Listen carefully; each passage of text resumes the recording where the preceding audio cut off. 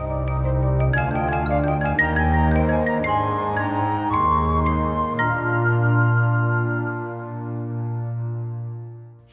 YouTube, what's going on? My name is JC. This is the Cuban Redneck DIY channel where we do cooking and grilling on Tuesdays, DIY stuff on Fridays. Today is Friday, so we're back at the garage. If this is your first time here, I want to give you a warm welcome. If you're not yet a subscriber, man, throw me a bone and smash that subscription button. Today's video is all about how to improve your gas mileage, how to get more MPGs, how to squeeze more miles from 1 gallon of fuel. And this is kind of a controversial subject, full of gimmicks. I'm sure you know about the magnets on the fuel lines and the tornado thing. They're supposed to spin the air and give you more horsepower. None of that stuff works. And this video, by the way, is somewhat of an experiment because I have a couple of things that I've never tried before. So with that said, the guinea pig is going to be my wife's 2017 Chevrolet Equinox, which has about 25,000 miles. Currently it's getting about 18.5 miles on the city, about 27, 28 on the highway on a good day. So it is definitely a perfect candidate. We're going to do a series of stuff that may not be suitable for your particular vehicle. And if your car is supercharged or turbocharged, some of these things I really don't recommend. With that said, let's go over the game plan. So check this out.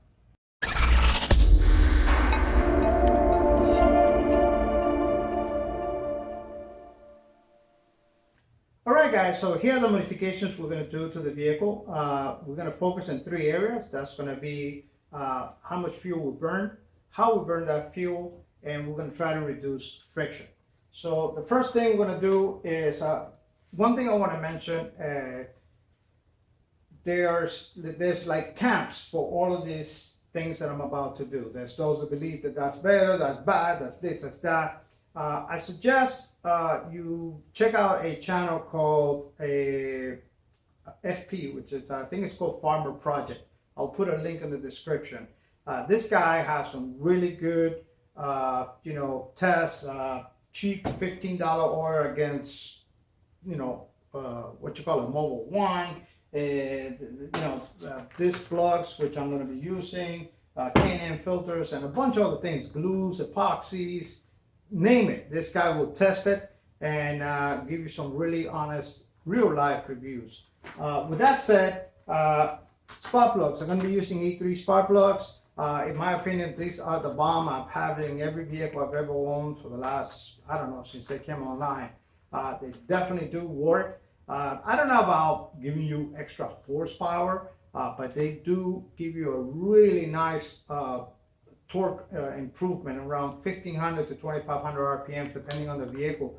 That especially if you stick shift, you really notice, because you can shift from first to second and just barely give it any gas. You can feel the car pull the spark plugs. They also have been tested to improve fuel economy.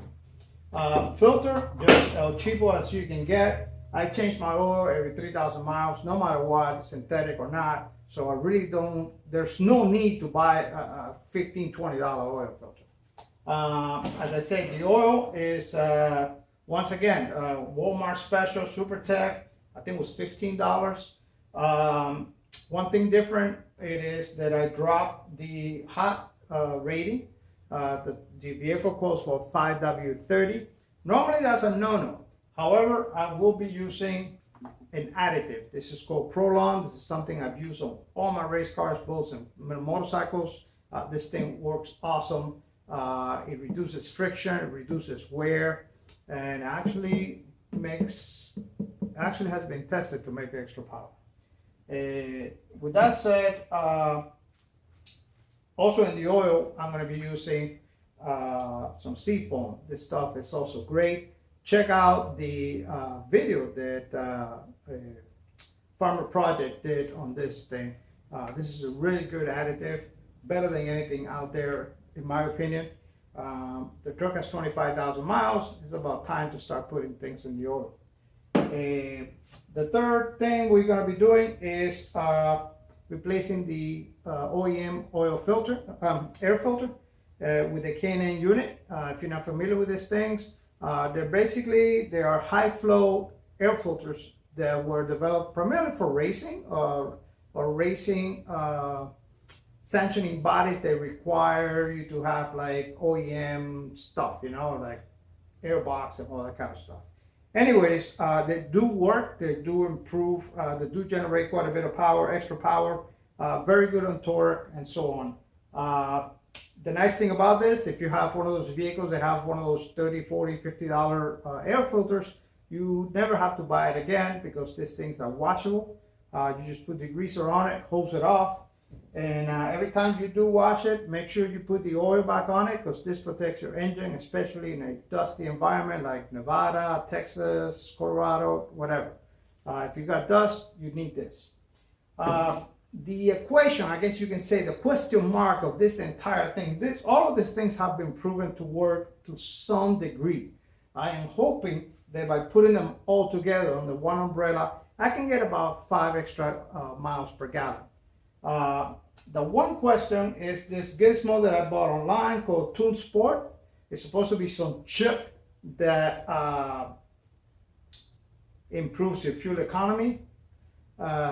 If you want to improve your gas mileage, I don't think this is going to do it. Although I do give merit to the principle because I've done it myself. I used to have, when I used to race, I had a 12-volt coffee heater in my air intake. And when we were on the highway with a trailer behind us, I used to turn it on.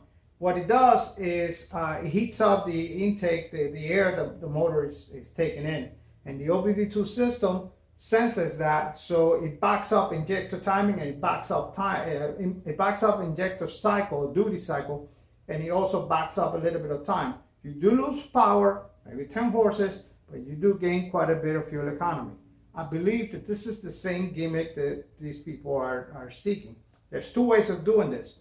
You can put a capacitor in a coil, an inductor, and basically even out the rise of the thermoresistor, which is what's the thermometer is. It's a thermoresistor, basically a resistor that reacts to temperature, and as it gets hotter, temperature the impedance goes up.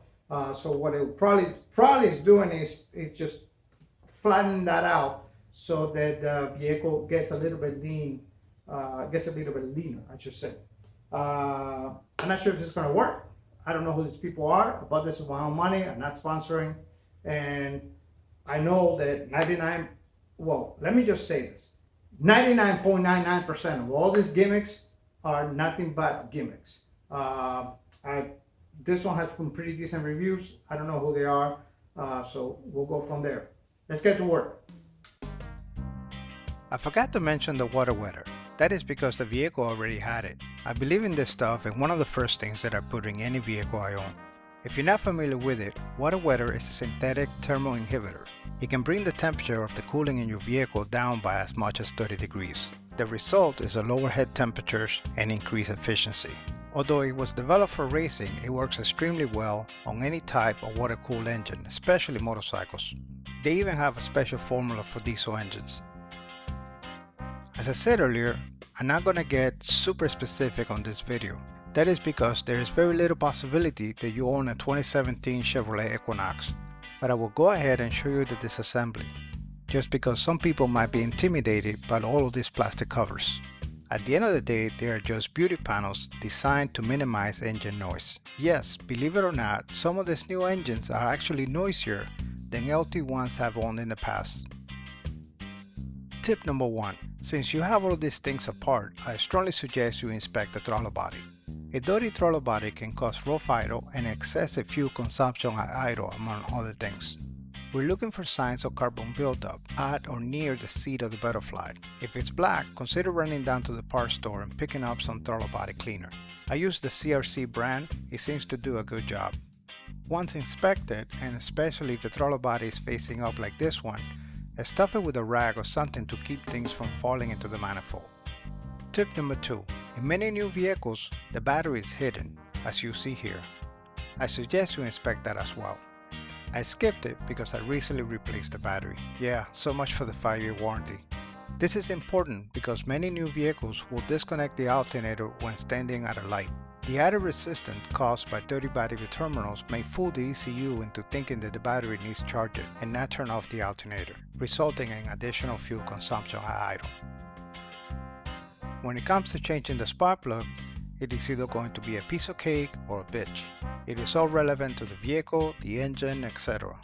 In most modern engines, you will find them at the end of the ignition coil. If you find them there, this is one more thing to inspect.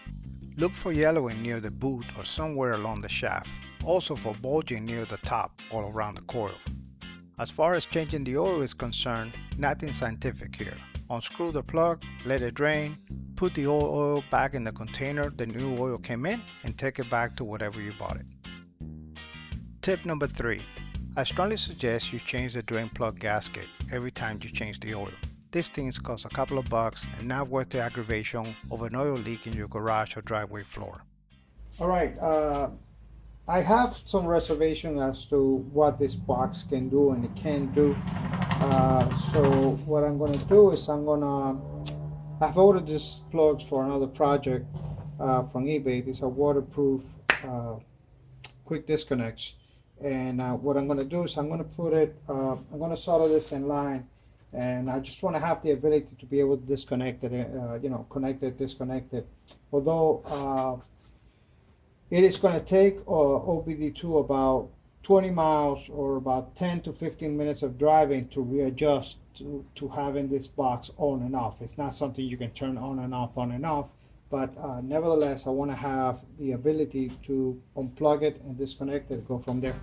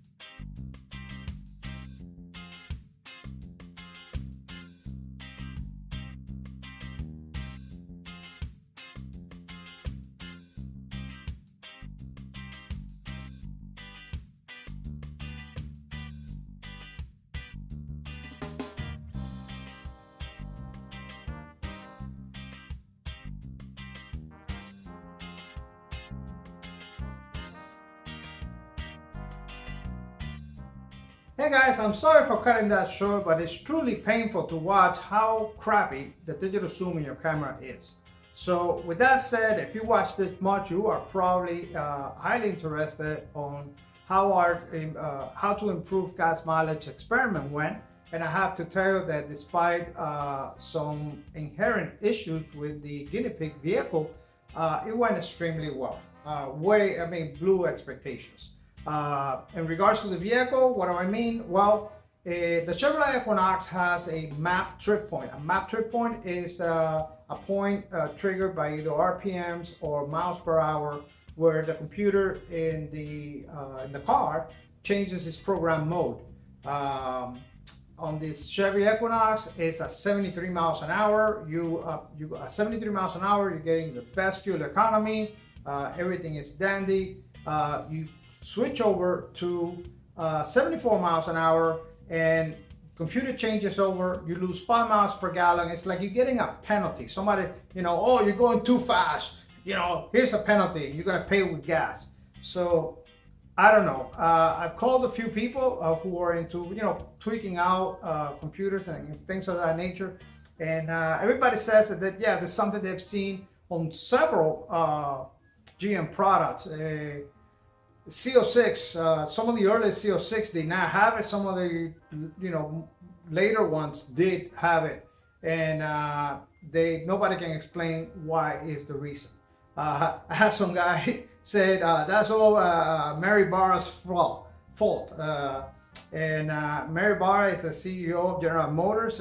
She's an electrical engineer that have no idea what the hell she's doing running a company. She has no, she's not into cars. She has no racing experience. She has no business experience. She's no Leah Coca, So anyways, she has an extremely woke attitude. I believe recently they announced that, I think it was 2025, I'm not sure, after they're not going to make any more internal combustion engines. She's an extreme supporter of BLM, giving them over $10 million and so on. So to be honest with you, this Equinox might be the last GM product I've ever bought. So with that said, the test the experiment went extremely well. The vehicle is averaging in city between 25 to 26 miles per gallon. And on the highway, with no cars in front of me, I've been doing about 34, 35.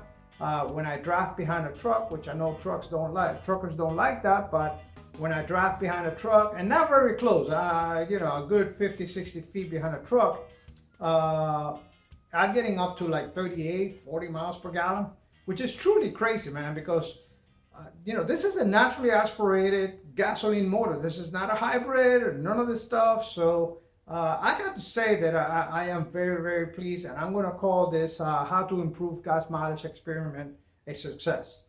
My name is JC. This is the Cuban Redneck DIY channel. I look forward to having you as a subscriber, and I want to see you on my next video. Please support this channel by subscribing, liking, and sharing. And don't forget to hit that notification bell. Thank you.